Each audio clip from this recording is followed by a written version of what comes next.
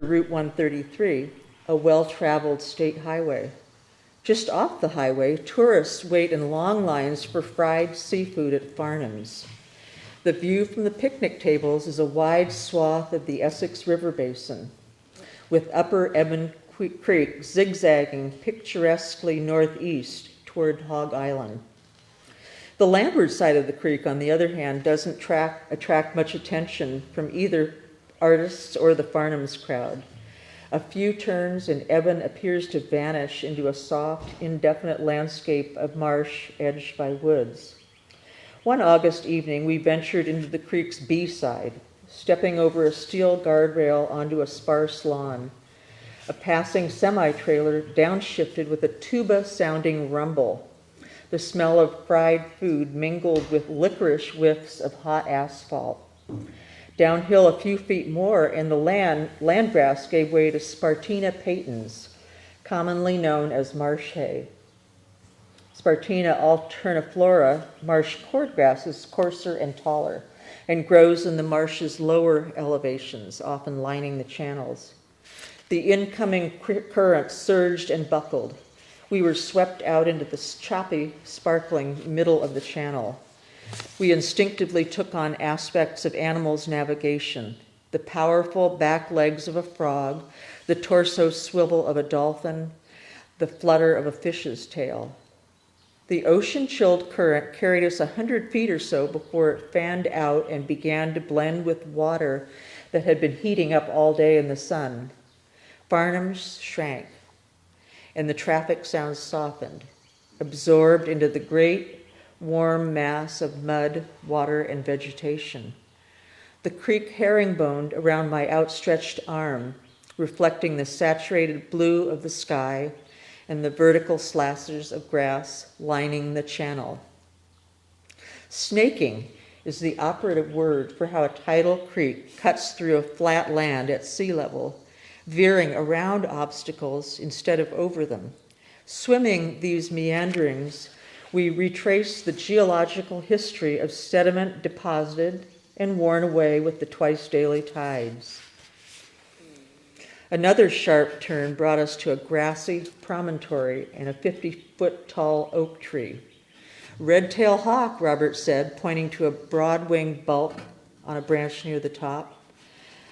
Not far from the hawk, a turkey vulture was circling. "They're watching us," I said. He said, "We must be moving too slowly to look healthy." We rounded increasingly circuitous bends. Turning a corner, we surprised a cormorant, which immediately dove beneath the water to avoid us. 2 bends later, like bulls in this ecological china shop, we disturbed the peace of 2 white egrets. We were floating barely forward, watching the flecks of marsh grass and air bubbles on the water's surface slow down and finally pause. All but the top foot or so of the marsh grass was flooded. Sometime later, 3 minutes, 7, a single air bubble drifted past my nose, seaward. I flicked a fin, swiveled onto my front again, Robert too. Our bodies grazed. As we retraced the creek's hairpin turns and bow bends, the water level dropped. The changes barely perceptible at first, then revealing a bit of glistening water line on the grass. More and more of the grass resurfaced, along with the tops of the creek's mud walls, exposing their erosion-formed juts and hollows. Around another bend, the Farnham's sign reappeared. Back at the bridge, we pulled off our fins in the water, tossing them up on the shore. We hoisted ourselves up onto wet rocks, watching for slippery spots as we clambered up out of meandering geological time and back into cars streaking by and people crossing the street, and an amplified voice calling out an order ready for pickup. 62, 62. In the hour we'd been in the water, the tide had dropped half a foot. The customers and cars that were at Farnham's when we set out had been replaced with new ones. The power lines buzzed faintly, an electromagnetic phenomenon called corona discharge. My heartbeat pinged in my ears. It's a fact that the human circulatory system looks strikingly like an aerial view of an estuary's branching channels and countless tiny capillaries.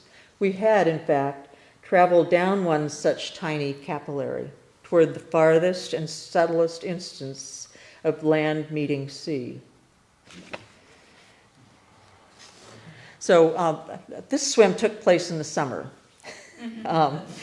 We kept swimming later and later into the fall, and increasingly cold was an issue, of course. I think it got our hands and feet first, because those are our extremities, the areas of our body furthest from the heart.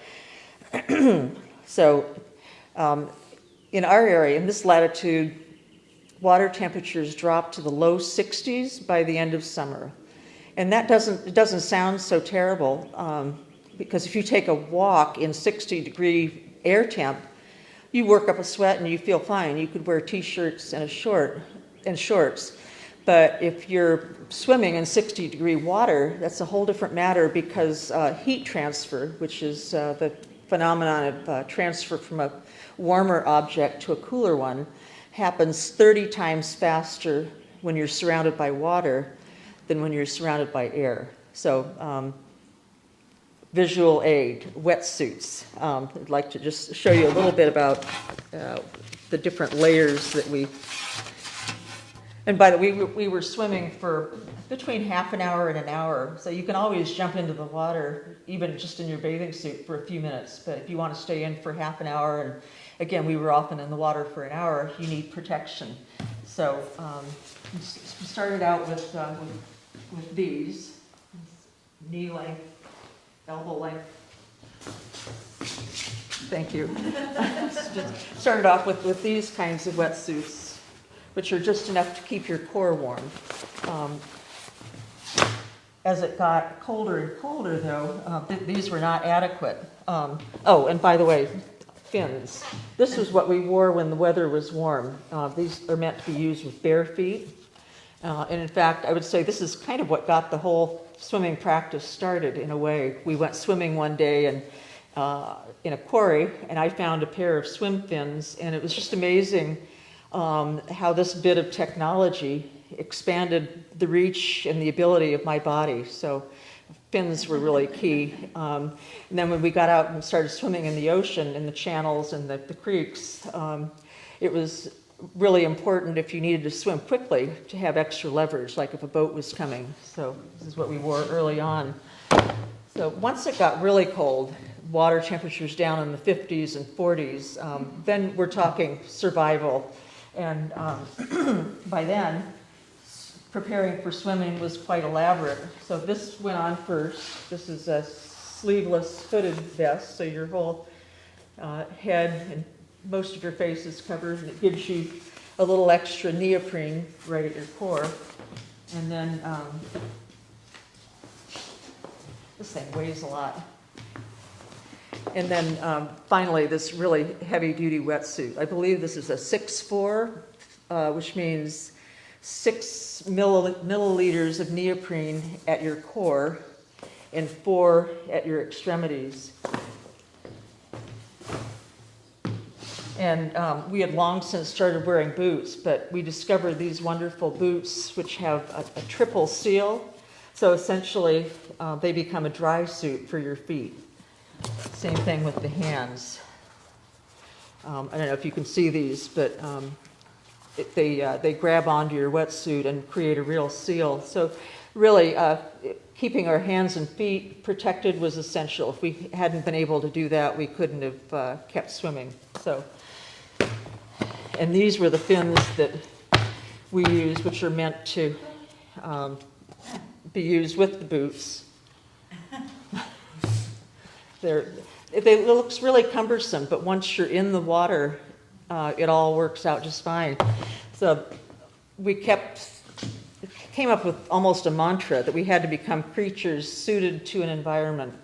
And humans are really not suited to water anyway. We're not naturally aquatic, so when we get into water, we have to assume a completely different position, horizontal. and we have to do things with our arms and legs to navigate that we don't have to do on land.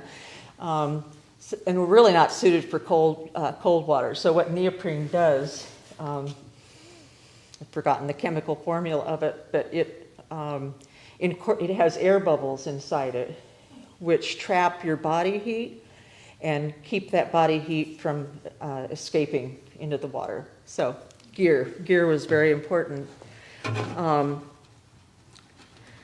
I would like to go back to Ebon Creek again in winter this time and read a little account of a winter swim. And this happened actually during a nor'easter, which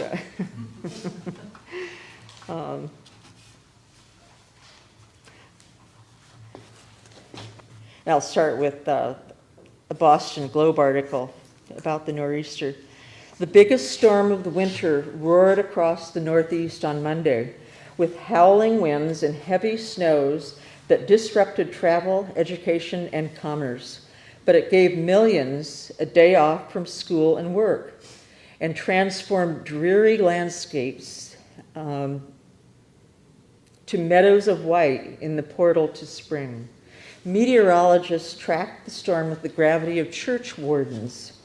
But for millions of liberated children, and many adults, the realities were lyrics for a winter's day, awakening to a milk-white world, listening to snow falling in great hissing sweeps, walking down suburban streets draped in silhouettes, sledding and snowboarding in parks.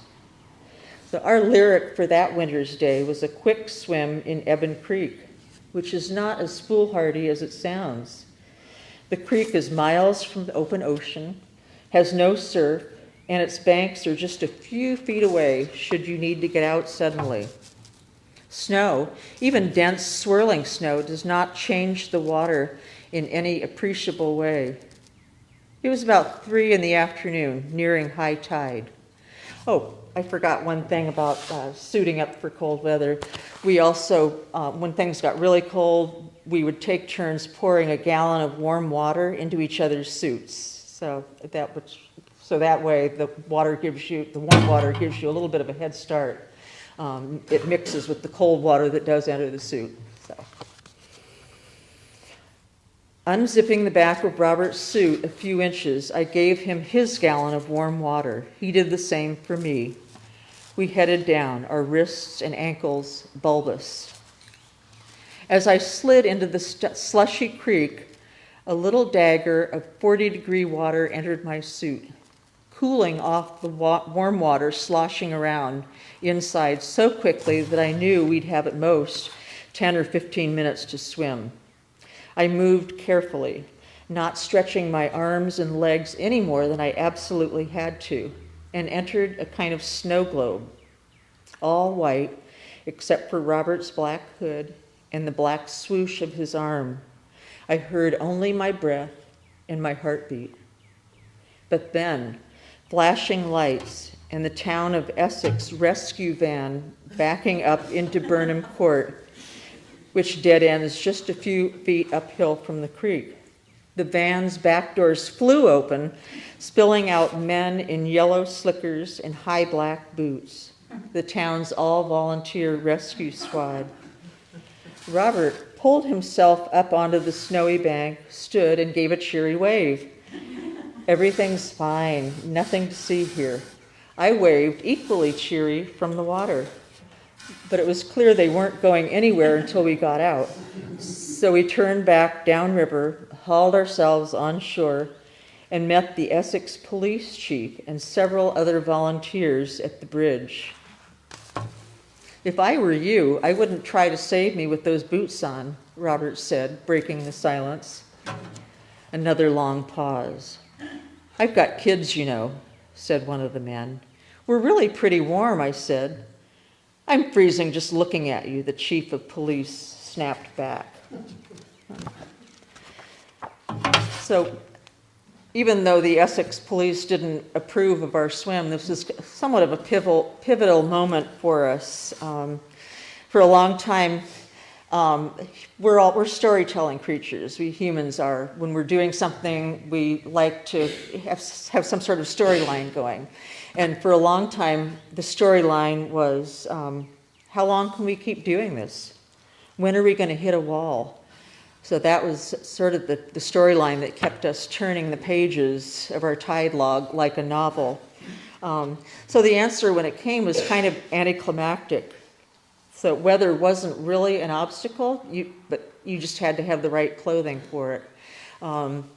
We had decided that it wasn't going to be a stunt. We weren't going to do this if we weren't enjoying it. So the real answer was it reaches a point of diminishing returns. So when the water was pretty much frozen over in the creek, we didn't go in just to prove that we could. So, but getting that very basic question out of the way had a really interesting effect on me, and I think on both of us. And that was, it's a little bit like Abraham Maslow's hierarchy of needs. I don't know how many of you are familiar with that. Once you've got your basic needs out of the way, you're free to pursue different questions, to pursue different desires. What happened was that it allowed me to think more deeply, about the place itself, what it was made up of.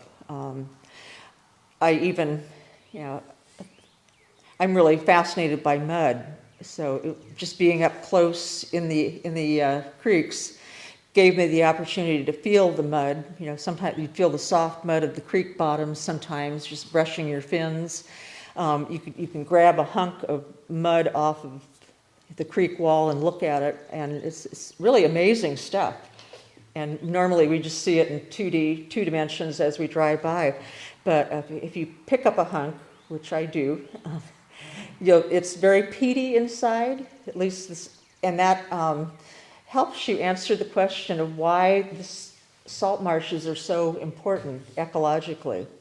So the marsh grass is constantly creating this environment, and it's just sort of untold square miles of the stuff, which buffers storm surge. It also filters pollutants.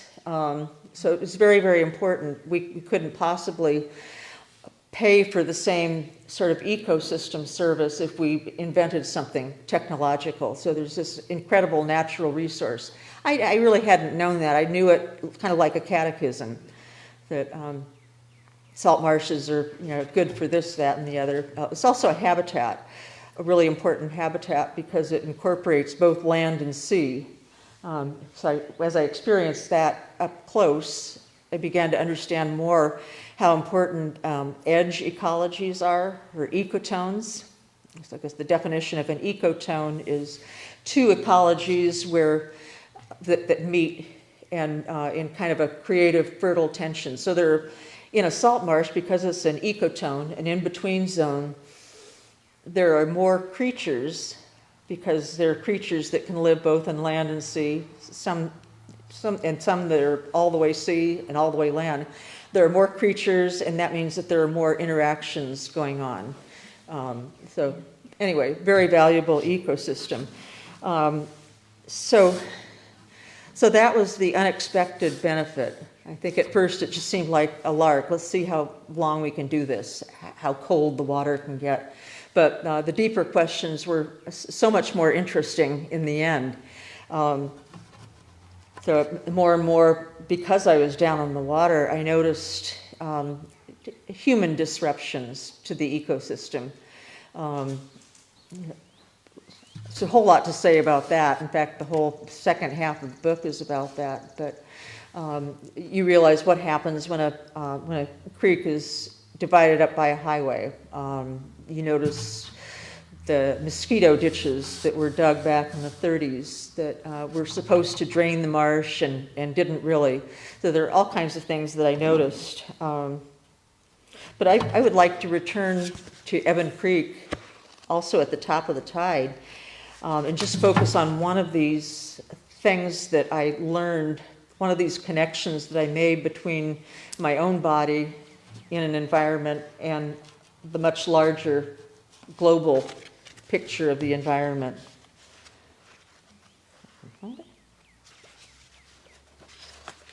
I guess it happened, the title of the book is Swimming to the Top of the Tide. So that was something that I was fascinated by because it's so peaceful that being in those tides, those high tides, watching them rise and fall and experiencing that with my own body over time opened up a lot of questions about what if it just kept rising? What then? So swimming to the top of the tide. At nose level in a saltwater creek, your cupped hands cutting through water the way the snout of a plane cuts through the atmosphere. The horizon is usually only a few feet away. The vanishing point is a canyon-like wall of very firm mud and a dense bamboo forest of grass. Because of the way these tidal creeks twist and turn, there is always something ahead you can't see. A cormorant or an egret taking off, fingerling fish darting into shade just as you round the corner. Sometimes you can swim with the current to the top of the tide, to the pause between flow and ebb. The water will cover all but the top foot or so of the cordgrass, less if it's a low high tide, more if it's a high tide. Your body is suspended in green-gold inner space as hay flecks swirl slowly all around you. The water no longer feels like water exactly. It could be air, clouds, a gel. This is what the tide turning looks like and feels like when you're in it, and it's not just a metaphor. You're at the apex of a bell curve as rendered in tide logs, at the height of an inhalation, a pause, a holding of breath, and then the beginnings of the long 6.5-hour exhalation. Tides, like all cycles of nature, are a precarious equilibrium of constants and variables. The constants are the gravitational relationships among the Earth, the Moon, and the Sun. Spring tides occur twice a month, regardless of the season, when Earth, Sun, and Moon line up straight, when the gravitational pull of the Moon and Sun on the Earth are at their strongest. In our latitude, these high tides are in the 10 to 10.5 foot range. A spring perigee tide is the scientific name for what we informally call king tides. They happen when a spring tide coincides with the perigee moon, that semi-annual point in the moon's elliptical orbit when it is closest to the Earth. In northern New England, spring perigee tides can surpass 12 feet, about 2.5 to 3 feet higher than the mean high tide level. The planetary constants can be predicted accurately far into the future, as well as reconstructed far into the past. We can know exactly when spring perigee tides will happen in Gloucester 1,000 years from now, and can reconstruct when they happened 1,000 years ago, when the only inhabitants of the Essex River Basin were the Native Americans of the Agawam region. We cannot, however, predict exactly how high those future tides will be because the variables are variable. A warming Earth also means warmer oceans. Warmer water both expands in volume and evaporates at a greater rate than cooler water. Steamy air is the fuel that causes storms to turn into hurricanes. Warming oceans then set the stage for increasingly frequent major storms. And then there's the truly wild card factor of ice sheet melt. It's happening at an accelerating rate, but exactly when some massive chunk will break off is not an exact science. In 2019, a record-breaking heat wave in Europe, which I'm sure we all remember, migrated west to Greenland, leading to a 217 billion ton ice loss. That's an area 4 times the size of Manhattan. It's enough water to keep taps flowing in the United States for 120 days. Additionally, strong onshore winds and pressure changes from a coastal storm can push an average high tide considerably higher, resulting in storm surge that can swamp low-lying roads and bridges during a nor'easter. In our family archives, we have a home movie which shows evidence of one such nor'easter, Hurricane Gloria, which hit eastern Massachusetts on September 27th, 1985. Robert was the eye behind the camera, and he captured jumpy footage of three of our friends who were tromping around gleefully in floodwaters that have entirely swamped the Concord Street Bridge over Walker Creek. Off in the distance, you can just make out a pickup truck inching through water up to its wheel wells. Destructive as it was, Gloria didn't coincide with particularly high tides. Had it occurred during a king tide, storm surge might have approached that of the Ash Wednesday storm of 1962, which flooded the entire East Coast from the Carolinas to Cape Cod. Or more recently, Hurricane Sandy, which for 11 days wrought havoc from Cuba to Canada, including 13 feet of storm surge that flooded the streets and subways of lower Manhattan. In my lifespan so far, I was born in 1954, global sea level has risen a little over 7 inches, a rate of approximately 11 inches over 100 years. The most conservative estimates project a slight increase in that rate to about 12.5 inches per 100 years. But other estimates are much higher, suggesting that the increase could reach 6.5 feet by 2100. I won't be alive in 2100, although my grandchildren probably will be. So if some of our descendants travel to the North Shore to check out the Hanlon family homestead, they'll find a coastline that's somewhere between modestly and almost unrecognizably different from the one that we know now. By then, high tides could average anywhere from 10 to 16 feet. Spring perigee tides could range from 13 to 18 feet. If the higher predictions hold, the Walker Creek Bridge is currently about 3.5 feet above sea level, would long have been replaced by a bridge with a higher span. Regular 16-foot high tides could mean the disappearance of portions of the Great Marsh, if the marsh's ability to build itself up is greatly outpaced by the rate of sea level rise. And yet, sea level rise is just part of a much longer arc of human intervention in the Earth's biological, chemical, and geological processes. It began in prehistory when humans first mastered fire.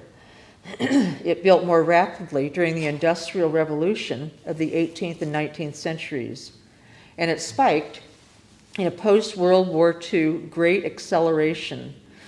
Fossil fuel consumption increased exponentially, and wartime technologies were reimagined and re-engineered to produce consumer products.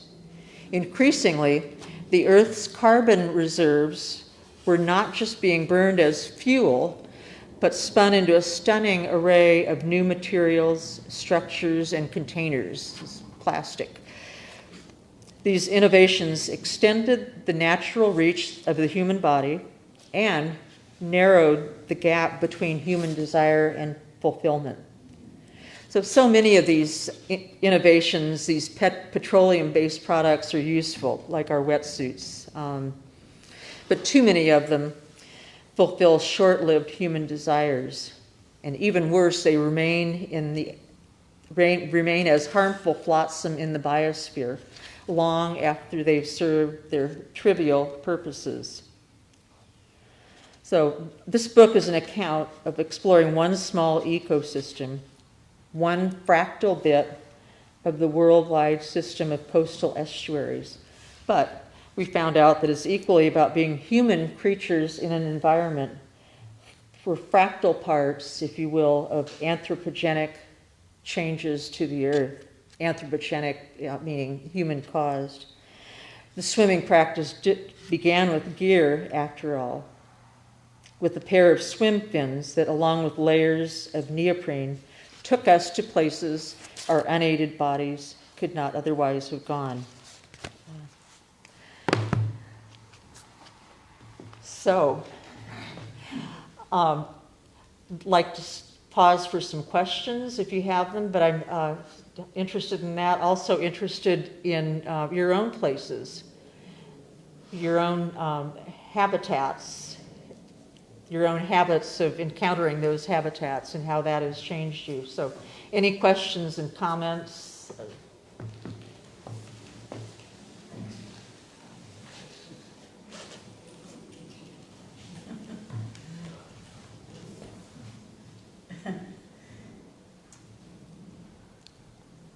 Well, this isn't so much a habitat thing, but we often see people swimming at the beaches throughout the whole winter without neoprene. Yeah. And they think it's great, you know? So it's Yeah. good for your health and... That's a different kind of person, though. Yeah, right. Yeah. They just like, yeah, this is a great day for swimming. Yeah, some people are very hardy that way, and I guess we aren't, but we were also staying in for quite a while. I think you can jump into the water, swim for 5 or 10 minutes, and I've done that in just a bathing suit, and it's definitely possible because you get in and you immediately numb up, and then it feels great because you can't feel anything. And after about 15 minutes, you start to feel the cold again, and then you know it's time to come out. But we really loved swimming to different places, so we wanted to stay in longer. So that's why the neoprene. Well, somebody just died. They just found it. Somebody was swimming in Ipswich. Really? Yeah, just in the last week, 26-year-old. Huh. Ooh. No, and the person had no wetsuit on. Huh. The 26-year-old male. Wow. Cindy. Patty, can you talk about what the meditative and discipline and quiet and peace of this experience did for you and Robert? I know it's a huge question, but give us just a little insight into what happened to you in that year, spiritually and and philosophically. Yeah, a great question, Cindy. Thanks. Being outdoors and again immersing yourself in it and staying there and coming back over and over again definitely leads you to an appreciation of what God has made. You realize that the world is much bigger than it seems to be when you're driving around and you're seeing things kind of as a backdrop. So I would say for me that was the main spiritual benefit that I took out of it. I also began to take on a sense of responsibility. Robert and I were born right after World War II. We kind of rode the wave of the prosperity and the amazing inventiveness, but not that we intended it. We didn't invent all this stuff ourselves, but because we're part of that generation, we own it. So for me, that was a very important moment of reckoning, or series of moments of reckoning. That we've really treated this environment, and all of our environments, as if they were two-dimensional. Thinking only about what kind of profit can we make out of this? How can we close the gap between human desire and its fulfillment? So I feel responsible to God for not just how I treat the environment, how I vote, but how I think about it. And being in the water and realizing how many creatures, there's so many creatures that you can't see that live in the mud. So there's a whole chapter just about that. We're really a pretty tiny part of this whole. And the kind of environmental degradation that you see disproportionately affects the poor. So our estuary is fairly pristine. It certainly has its problems, but when you go down to Boston and you realize things are very different here. We kind of outsourced all of the industrial stuff, to other places besides where we live.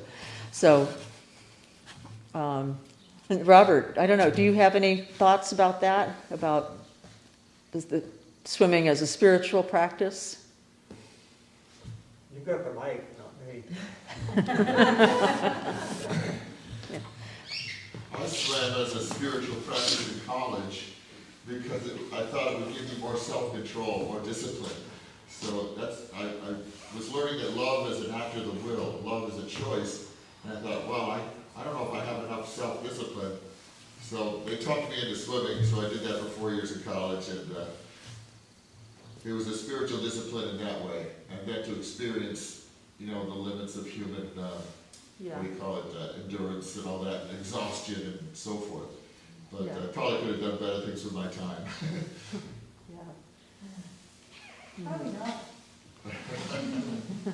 I did do some swim lessons in the inner city of Chicago. That was probably a good use of it. Gail? Kind of in light of those same questions, did you find yourself needing it, missing it, like you haven't done it for a few weeks? I mean, do you still find yourself somewhat called to that? Oh, yeah, very, very much so. I didn't mention this in my talk. We actually have only swam year-round that 1 year. Arthritis and shoulder surgery and stuff like that. I mean, I don't think I could easily get this wetsuit on anymore because we have so many joint problems. But we still swim in the warm weather. But yeah, especially during that year, it became a good addiction. Yeah. Posey, would you mind slipping down your mask just a little bit so I can... Could you remind us again how to get the book? It's on Amazon. I'm sorry. The The book, book, how to Could get you your remind book us on again how to Amazon. get the book? How to get the book, how to buy How to the get book. your book on Amazon. Oh, it's actually, you know what? I'd love to give a plug for Bellevue Literary Press, which is the publisher. You can order it on Amazon. You can pre-order it. It won't be out until June 8th. But if you go to blpress.org, I believe that you can order it in such a way that it benefits small publishers and doesn't benefit Amazon. So either way is fine, but yeah, I really love Bellevue, and I'm really honored to be among their authors. Their mission is to publish literary fiction and nonfiction at the intersection of the arts and sciences. And they do this because they believe that science and the humanities are excellent companions or lenses for understanding the human condition, the human experience. Hi. I just think it's absolutely wonderful that you have written this and are publishing it. And I had just a question, and forgive me if you said this elsewhere, but I'm wondering if you see yourself self-consciously in the tradition with Annie Dillard and Wendell Berry and such writers, or if you just wrote the book that you needed to write. Yeah. I don't hear very well, so I'm struggling to, yeah. Oh, I just asked if you self-consciously see yourself in a tradition with Wendell Berry, Annie Dillard, Pilgrim at Tinker Creek, or did you just write the book that was yours to write and that just presented itself to you? Thank you for that question. I love Wendell Berry and Annie Dillard. I guess it gets back to being a spiritual practice, a habit. And for me, the way of processing that experience or giving back was to write about it. Because, so I'm sure that I'm influenced in all kinds of ways by authors that I've read. And I think I read Annie Dillard for the first time, gosh, back right after she published Pilgrim at Tinker Creek. And it was really an important read for me. Because she was writing from the point of view, I think at first she tried to write about it, wrote it as fiction and wrote it as a male. And then she realized, a male fictional character, and then she realized, I'm a young woman and I have a perspective to offer here, and the rest is history. It was a much better book than it would have been otherwise.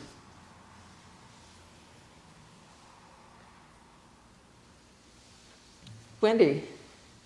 Do you have another form that you will be replacing swimming with?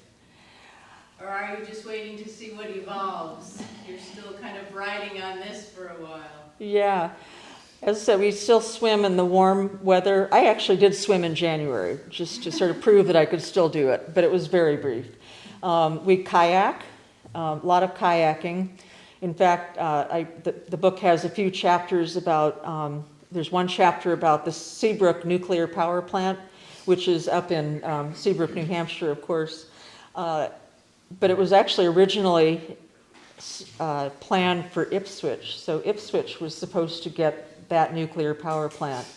So Seabrook got the view instead. So instead of swimming there, we kayaked there. And same thing with Chelsea Creek, which is a tributary of the Mystic River down in Boston, and it's one of the most polluted waterways in the Commonwealth. So obviously we weren't swimming there, so we kayaked. More recently,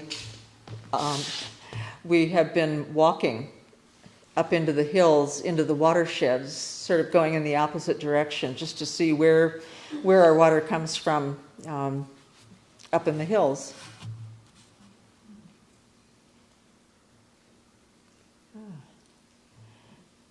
Well, thank you all so much for coming. It's